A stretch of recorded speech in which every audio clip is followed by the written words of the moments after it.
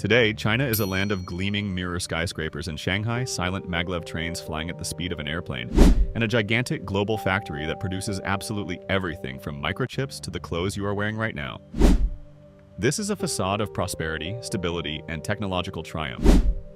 But if you look behind this flashing neon facade, you will find the foundation of the most sophisticated, deep, and all-encompassing control in human history. In modern China, this is called the social credit system. These are not just laws, this is artificial intelligence that monitors your every step 24 hours a day. If you cross an empty road on a red light, a camera instantly recognizes your face among a billion others. A second later, a fine notification arrives on your phone, your social score drops, the algorithm blocks you from buying high-speed train and plane tickets, and your photo with a shameful caption lights up on a huge street screen for everyone to see. You become an outcast inside your own digital ecosystem.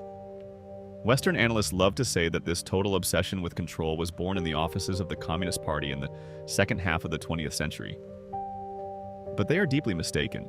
This DNA, this irresistible fear of losing control, and the iron desire to tie everything to a single center were forged more than 2,000 years ago. They were forged in the fire of such monstrous, large-scale, and bloody civil wars that European history could never even dream of. In China, a single lost internal battle could claim more human lives than the entire First World War on the European continent combined. To truly understand how a huge ancient civilization consciously and voluntarily traded personal freedom for a digital camp, we will have to take a deep dive into history. We will rewind time 22 centuries back and travel to the year 221 BC. Before the word China even appeared on maps, this huge, fertile, and strategically important land was a real, pure branch of hell. Historians call this dark period the Warring States period. For 250 whole years, 7 separate, powerful, independent states cut each other to pieces without a break. It was a total war of attrition where there were no rules, no mercy, and no compromises. To visualize this, imagine a cramped communal apartment where 7 angry, armed-to-the-teeth neighbors are locked in one kitchen. They fight for every centimeter of space using axes, knives, and rebar. And this fight does not stop for weeks, months, or centuries. Generations of people were born, lived their lives, and died knowing nothing but the whistle of arrows, burning villages, and endless mobilization. The fields were littered with bones, the rivers turned crimson, and the economies of the states were completely rebuilt for one goal: the efficient destruction of the neighbor. And then, in the year 221 BC, a man appears on this arena of eternal death who was destined to change everything. His name was Ying Zheng, but he entered history under the terrifying name of Qin Shi Huang, which literally means the first emperor of the Qin dynasty. Possessing an iron will, pathological cruelty, and unprecedented strategic talent, he alternately broke the spine of all the remaining 6 kingdoms. He flooded the whole country with the blood of his opponents, united it under his rule, and derived the very fundamental formula that the Chinese government still uses today. Absolute, total, ruthless control equals the survival of the nation. Any relaxation, any weakness is an instant rollback into the era of chaos and mutual destruction. Sitting on the throne, the first emperor did not celebrate. He immediately began to break the old world over his knee. The dialogues in his palace looked roughly like this. Right, listen to my order. From now on, no separate states. You are all one empire now. You will speak only one language, write with the same characters, and pay only with my round copper coins with a square hole in the middle. And most importantly, from now on, even the wooden axles of all your carts in all provinces must be strictly of the exact same length. But great emperor, why such extremes with the carts? What difference does it make what axle anyone has? Fool. The same axle means that on any road of the empire, the wheels will beat out the exact same rut. My army on its chariots must reach any rebelling province in a matter of days, without getting stuck in your crooked roads. Is that clear to everyone? Great Emperor, a delegation of Confucian scholars from the ministries has arrived. They have studied ancient scrolls and say that your new laws violate ancient traditions. They are too cruel. The people are suffering. Bury these scholars alive in the ground up to their necks and leave them to die. All their ancient scrolls, books, poems, and philosophical treatises, collect them in the squares and burn them to ashes. We are starting the history of China from an absolutely clean slate. And in this history, there is only one law: my word. And yes, send 2 million peasants to the northern borders. Let them start connecting the old defensive walls into one huge stone wall. I really do not like these nomads from the steppes. Let them sit there and not ruin the symmetry of my empire. Qin Shi Huang created a system where for any, even the smallest, most trivial offense, such as being late for work because of the rain, the death penalty was due. His dynasty collapsed in just 15 years, but China learned the main, most important lesson forever. Without a harsh, punishing fist, the country instantly turns into a bloody mess.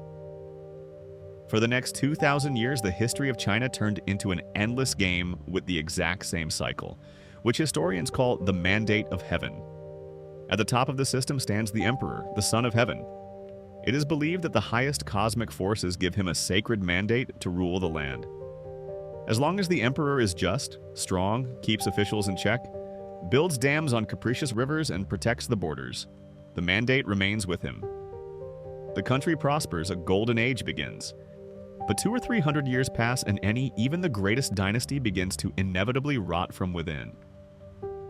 The rulers grow fat, stop leaving their luxurious palaces, drowning in harems and the intrigues of eunuchs.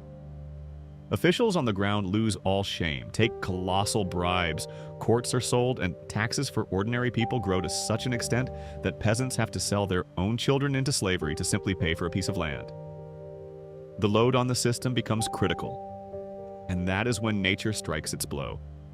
A terrible multi-year drought begins, coming from the desert, or conversely, the great and capricious Yellow River, due to uncleaned dams, overflows its banks, flooding thousands of villages and destroying the entire harvest. A massive, fierce famine sets in. People begin to die by the millions right on the roads. And at that moment, the exact same thought synchronously clicks in the heads of the survivors. Oh, wait a minute. A flood? Famine? Officials are looting? Obviously, our heaven is angry. Heaven has taken the sacred mandate away from this emperor. And this means that he is no longer the legitimate ruler, he is just an usurper. It is time to sharpen the hoes, get the swords out, and arrange a great rebellion. Dialogues somewhere on an abandoned rice field at such moments were simple and mundane. Hey neighbor, look at our fields. Everything is dried up, there is nothing to harvest. Yesterday, a tax collector with guards came, took the last bag of rice, and promised to take my youngest son as a soldier if I do not pay the tax on rain, which has not happened for 6 months now. What are you planning to do? What is there to think about? The answer is obvious. The emperor in the capital has completely lost the mandate of heaven. Our dynasty is cursed. Gather the guys from the village, take scythes, pitchforks, sharpen bamboo spears. We are going to burn the county administration, kill the officials, and loot state warehouses. We are going to die of hunger anyway, so at least we will die full and with a sword in our hands. And the empire exploded from within with a crash. Another total cleanup began.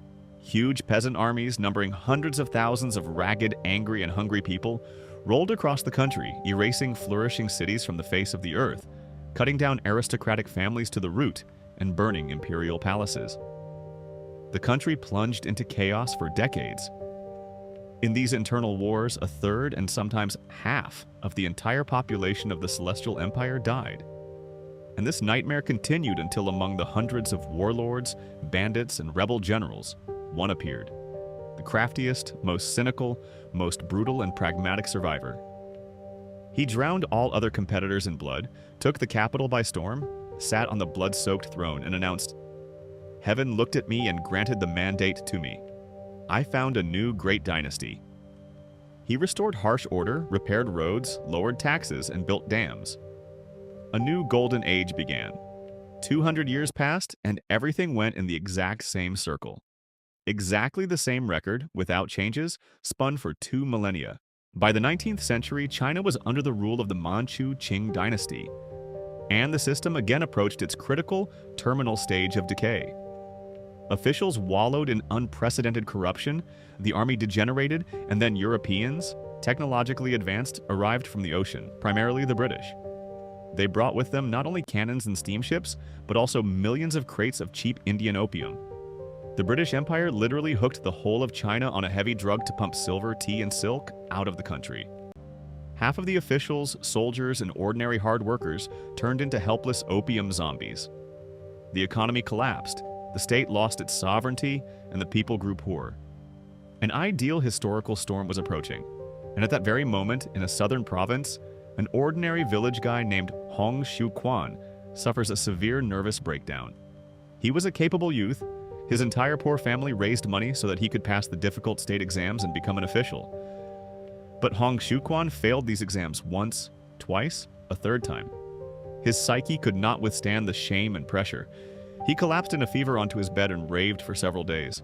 And when he came to his senses, he remembered that shortly before this, some foreign missionary on the street gave him a pamphlet with a brief summary of the Christian Bible to read. Hong Xiuquan combined his hallucinations with biblical texts and came to an absolutely stunning, monumental conclusion. He realized that God the Father from this book was his real heavenly Father, and Jesus Christ was his own elder brother. And he himself, Hong Xiuquan, was the younger brother of Jesus, sent by God to earth to cleanse Great China from demons, Manchu emperors, and build heaven on earth. He went out to the people and began to preach. His speeches fell on the fertile ground of absolute poverty and despair. Listen to me, miserable and oppressed. I had a vision. I am the younger brother of Jesus Christ. Our true Heavenly Father commanded me to overthrow the false demon emperors in Beijing. We will build Taiping Tianguo, the heavenly kingdom of great peace. We will have no rich and poor. All property from now on is common. The land belongs to everyone. But remember, no alcohol, no opium, no fornication, and no gambling. We are the army of God. Wait, so you're saying that we will take the land away from these fat landlords, will not pay taxes to Beijing, and will be able to eat our fill? Look, dude, we don't care whose brother you are, Jesus's, Buddha's, or Laozi's. Your program sounds 1,000 times better than anything the county official offers us. We are taking our swords and following you. Lead us, brother of Jesus.